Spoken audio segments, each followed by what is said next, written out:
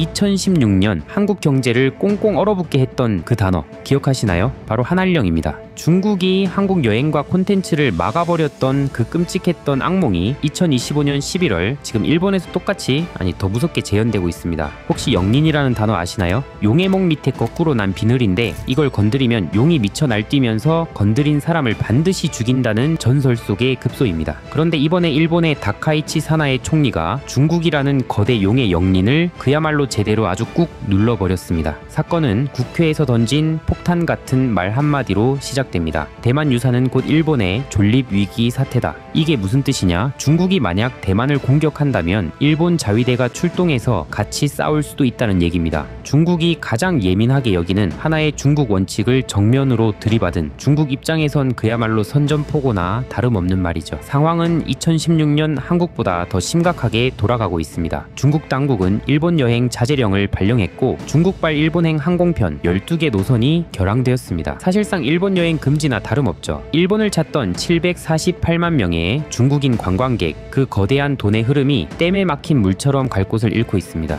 물은 위에서 아래로 더 흐르기 쉬운 곳으로 흐르죠. 경제에서도 똑같습니다. 관광객이라는 물은 가격이 싸고 가기 편한 곳으로 흐르게 되어 있습니다. 지금 한국은 중국인들에게 그야말로 흐르기 딱 좋은 각도입니다. 첫째, 원화 약세로 가격 문턱이 낮아졌고, 둘째, 무비자 입국으로 들어오는 수로의 폭을 확 넓혔기 때문입니다. 이미 10월까지 항공 이용객이 작년 실적을 넘어서며 물살이 빨라지고 있었는데 여기에 일본이 오지 마라며 뚝을 쌓았습니다. 자연스럽게 그 흐름은 경사가 가장 급하고 장애물이 없는 한국으로 가속도가 붙어 쏟아져 들어오게 됩니다. 이것이 바로 일본이 만들어준 거부할 수 없는 기회라는 것입니다. 2012년 9월에도 중국과 일본은 분쟁이 있었는데요. 중국 도로 한복판에서 일본 브랜드 자동차들이 줄지어 부서지고 일본 상점이 불탔죠. 당시 센카쿠 열도, 중국명 갸오이다오 영유권 문제로 중국인들의 반일 감정이 폭발했던 사건입니다. 지금 상황이 딱 그때의 데자뷰 같습니다. 하지만 결정적인 차이가 하나 있습니다. 지금의 중국은 10년 전보다 경제적으로, 군사적으로 훨씬 더 무섭게 커졌다는 겁니다. 보복수단이 훨씬 다양해졌다는 얘기죠. 그렇다고 중국이 당장 판을 엎을까요? 아닙니다. 중국 입장에서도 경제가 어려운데 판을 완전히 깨는 건 부담스럽습니다. 서로 으르렁거리긴 하는데 진짜로 물어뜯어 피를 보지는 않는 선에서 싸움을 조절할 가능성이 높죠. 바로 이 적당히 싸우는 긴장감 속에서 한국에게는 틈새 시장이 열립니다. 첫째, 항공과 관광주입니다. 일본 가는 여행객이 줄어들면 그 수요가 한국으로 올 가능성이 높습니다. 마침 중국인 무비자 입국도 가능한 상태니까요. 둘째, 미디어와 엔터입니다. 일본 문화가 막히면 K-팝과 K-드라마가 그 빈자리를 파고들 수 있습니다. 셋째, 화장품, 미용기기, 패션, 그리고 유통입니다. 명동의 올리브영, 백화점, 피부과들이 중국어로 더욱 시끌벅적해질 겁니다. 이걸 전문 용어로 풍선 효과라고 하죠. 한쪽을 누르면 다른 쪽이 불룩 튀어나오는 것처럼 일본을 누르니 한국 소비재가 튀어오르게 되는 겁니다. 자, 여기까지 이해되셨나요? 여러분은 이미 뉴스가 아니라 시대 흐름을 보고 계신 겁니다. 지금까지 내용이 이해되셨다면 댓글에 하트 한 번만 꾹 눌러주세요. 얼마나 많은 분들이 저와 함께 이 본질을 꿰뚫어 보고 계신지 꼭 확인하고 싶습니다. 여기까지 들으시면 아마 이런 생각이 드실 겁니다. 당장 화장품, 호텔, 카지노 주식 사야겠다. 중국인들이 돈 싸들고 온다니까요. 하지만 잠시 흥분을 가라앉히고 냉정해져야 합니다. 우리가 반드시 짚고 넘어가야 할 아픈 기억이 하나 있습니다. 2016년 사드 사태 기억하시죠? 당시 중국은 한국의 안보 결정을 이유로 경제적 보복을 가했습니다. 롯데마트가 중국에서 철수해야 했고 명동거리는 텅 비어버렸죠. 지금 일본이 겪고 있는 이 상황, 사실 우리에겐 너무나 익숙한 장면입니다. 역사는 우리에게 분명한 교훈을 줍니다. 정치적 이해관계가 달라지면 그 화살은 언제든 다시 우리를 향할 수 있다는 겁니다. 지금 당장은 반사이익으로 중국인 관광객이 몰려와서 매출이 오르니 좋겠죠. 하지만 이것은 우리가 잘해서보다 중국이 일본을 때려 잠시 얻는 반사이익에 불과할 수도 있습니다. 즉 중국 의존도가 높은 기업들은 실적이 아무리 좋아도 결국 중국 정부의 말 한마디에 주가가 곤두박질 칠 수 있는 정치적 리스크를 평생 안고 가야 합니다. 그래서 진짜 현명한 투자자들은 계산기를 다르게 두드립니다. 중국발 호재를 있으면 좋고 없어도 그만인 보너스 정도로만 생각합니다. 그리고 이렇게 묻죠. 중국이라는 보너스를 떼고 봐도 미국과 유럽이라는 든든한 월급 통장만으로도 실적을 찍는 기업 어디 없을까 하고 말이죠. 중국 반사이익으로 얻는 이익은 땡큐. 하지만 본업은 중국에 의존하지 않으면서 미국과 유럽에서 진짜 돈을 잘 버는 회사, 바로 여기서 우리가 찾던 해답이 등장합니다. 지금 대한민국에서 가장 뜨거운 키워드는 단연 K-뷰티입니다. 현재 K-뷰티는 양손잡이 전략이 가능합니다. 한쪽 손으로는 한국을 찾은 중국인 관광객들의 내수 소비를 잡고 다른 한쪽 손으로는 미국과 유럽에서 터지고 있는 수출 실적을 잡는 겁니다. 이 구도 속에서 저는 오른손, 즉 미국과 유럽 시장을 꽉 쥐고 있는 실리콘2에 주목합니다. 여기서 충격적인 사실 하나 말씀드릴까요? 이 회사의 중국 매출 비중은 사실상 제로 수준입니다. 개인적으로는 화장품주들이 중국 덕에 매출이 높아진다 하더라도 과거 한알령 사례를 기억한다면 시장이 섣부르게 환호하긴 어려울 수 있다고 봅니다. 그래서 이미 미국, 유럽에 수출을 잘하고 있는 기업에 주목하는 게 낫지 않을까 생각이 들었습니다. 실리콘2에 대해 우리가 알아야 할 모든 것을 3단계로 정리해드리겠습니다. 첫째, 도대체 뭐 하는 회사인가? 실리콘2는 K-뷰티의 글로벌 택배 아저씨라고 생각하시면 돼요. 한국에서 만들어진 화장품을 전 세계 175개국에 배송해주는 거예요. 그런데 그냥 택배만 하는 게 아니라 어떤 화장품이 어떤 나라에서 잘 팔릴지 분석하고 마케팅도 해주고 물류창고도 운영하는 종합 유통 플랫폼이죠. 이 회사는 과감하게 중국을 버리고 미국과 유럽에 올인했습니다. 미국 물류센터를 확장하고 유럽 지사를 세우며 K-뷰티의 디지털 실크로드를 깔아버린 겁니다. 이것은 무엇을 의미할까요? 중국발 정치 리스크가 제로입니다. 중국이 문을 닫던 열던 사드를 거론하던 말던 실리콘2의 실적엔 아무런 타격이 없습니다. 그래서 중국인 관광객이 몰려와서 K-뷰티 섹터 전체의 주가 분위기가 좋아질 때 실리콘2는 압도적인 수출 실적으로 주목받을 수 있습니다. 둘째, 왜 올랐고 왜 떨어졌나? 이 회사는 2021년 매출 1,300억에서 2024년 약 7천억으로 4년 만에 5배 넘게 폭풍 성장했습니다. 조선미녀 같은 브랜드가 미국에서 대박을 터뜨리며 실리콘2 주가도 10배거를 기록했죠. 이게 상승의 이유입니다. 하지만 위기도 있었습니다. 작년과 올해 5월에서 7월 이 종목은 조정을 받았는데요. 너무 높은 기대치와 재고 부담 때문이었습니다. 시장에서 성장률이 둔화되는 거 아니냐? 안 팔려서 재고 쌓이는 거 아니냐? 라며 의심하자 하락했습니다. 셋째, 지금은 무엇을 봐야 하는가? 지금 실리콘2의 재고자산 회전 일수는 약 114일입니다. 물건이 창고에 넉 달 가까이 있다는 뜻이죠. 이 숫자를 어떻게 해석하느냐가 중요합니다. 회사 측은 미국 블랙 프라이데이와 유럽 확장을 위해 미리 확보한 전략적 총알이라고 합니다. 저도 이 말에 동의합니다. 재고가 있어야 대박도 터지니까요. 하지만 리스크도 분명합니다. 만약 미국 소비가 꺾여서 이 재고가 안 팔리면 그땐 총알이 아니라 악성 재고가 되어 이익을 깎아먹을 겁니다. 따라서 결론은 명확합니다. 중국발 훈풍으로 K-뷰티 분위기가 좋은 것을 활용하되 맹목적인 믿음보다는 4분기 재고 소진율은 어떠한지 확인하는 자세도 필요하겠습니다. 바람은 즐기되 도로를 점검하는 자세를 가진 투자자만이 웃을 수 있습니다. 그리고 오늘 같은 섹터 변화의 경우 앞으로 중요한 변곡점을 지날 때마다 텔레그램에서 바로바로 알려드리겠습니다. 여러분도 아시잖아요. 중요한 이슈들 이런 건 유튜브 영상으로 대응하기엔 너무 늦습니다. 유튜브는 영상을 만드는데 시간이 걸리지만 텔레그램은 제가 시장을 보는 순간 바로 공유할 수 있거든요. 여러분들이 제 유튜브를 정말 많이 사랑해 주셔서 구독자 7만 명 달성한 게 엊그제인데 벌써 8만 명이 되었습니다. 여러분들의 사랑에 무한 감사드립니다. 이에 보답하고자 무료 텔레그램을 운영하고 있습니다. 유튜브에선 말씀드리기 어려운 이야기, 좀 더 상세한 시황과 주식 분석, 그리고 주식 꿀팁들을 공유드리고 있습니다. 그리고 8만 명 구독자 선물로 월급쟁이가 100억 버는 투자 공식이라는 전자책도 공유드려 놓았습니다. 텔레그램 입장하셔서 공지 버튼 누르시면 제가 쓴 전자책 바로 다운받으실 수 있습니다. 여러분들 사랑에 보답하기 위해 드리는 선물이니 부담 없이 즐겨주시길 바랍니다. 제 유튜브와 텔레그램만 보셔도 시간이 압도적으로 절약되도록 만들어 드리겠습니다. 유튜브 고정 댓글에 텔레그램 참여하실 수 있는 링크 공유 드릴 테니 많은 참여 바랍니다. 오늘 이 업데이트 영상 끝까지 보신 것만으로도 여러분은 이미 상위 1%입니다. 남들은 어려워서 이해하지 못할 때 우리는 이 신호를 먼저 읽습니다. 우리 함께 이 사이클을 추적해 봅시다. 댓글에 하트 하나만 남겨주세요. 단순한 좋아요가 아니라 나는 겉핥기가 아닌 제대로 된 투자를 한다는 우리끼리의 조용한 신호 같은 거죠. 저는 댓글 하나하나를 진짜 다 봅니다. 몇 개가 달렸는지가 중요한 게 아니라 얼마나 많은 분들이 이 본질을 꿰뚫어 보셨는지 그게 궁금하고 그게 힘이 됩니다. 감사합니다. 다음 영상에서 뵙겠습니다.